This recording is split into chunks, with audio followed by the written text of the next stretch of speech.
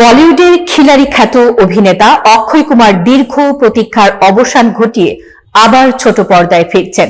তবে এবার কোনো সাধারণ শো নয়। বিশ্বখ্যাত game show wheel of Fortune এর ভারতীয় সংস্করণ নিয়ে দর্শকদের সামনে হাজির হচ্ছেন তিনি।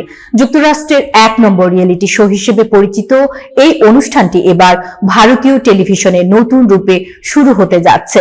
ইতোমধ্যে প্রকাশিত হয়েছে অনুষ্ঠানটির একটি চমকপ্রদ প্রোমো। সেখানে অক্ষয় কুমারকে দেখা গেছে তার জনপ্রিয় তিসমার খান লুকে।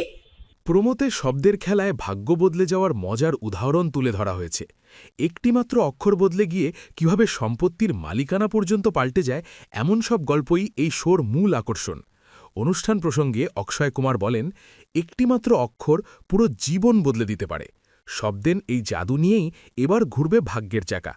দর্শকদের জন্য কোটি টাকার পুরস্কার জেতার সুযোগও থাকছে এই গেম শোতে। প্রতিটি অক্ষরের গুরুত্ব ও ভাগ্যের চাকার ঘূর্ণনই হবে প্রতিযোগিতার মূল উপজীব্য। ছোট পর্দায় অক্ষয়ের যাত্রা নতুন নয়।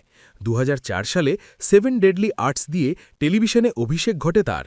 পরবর্তীতে খাতরো কে খিলাড়ির একাধিক সিজনে সাহসিকতার পরিচয় দিয়ে দর্শকের মন জয় করেন। এছাড়া master chef India, dare to dance এবং দ্য গ্রেট ইন্ডিয়ান লাফটার চ্যালেঞ্জে বিচারক হিসেবেও তাকে দেখা গেছে।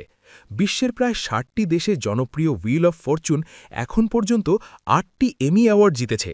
আন্তর্জাতিক অঙ্গনে সাফল্যের পর এবার অক্ষয় কুমারের সঞ্চালনায় ভারতীয় দর্শকদের জন্য নতুন অভিজ্ঞতা নিয়ে আসছে এই শো।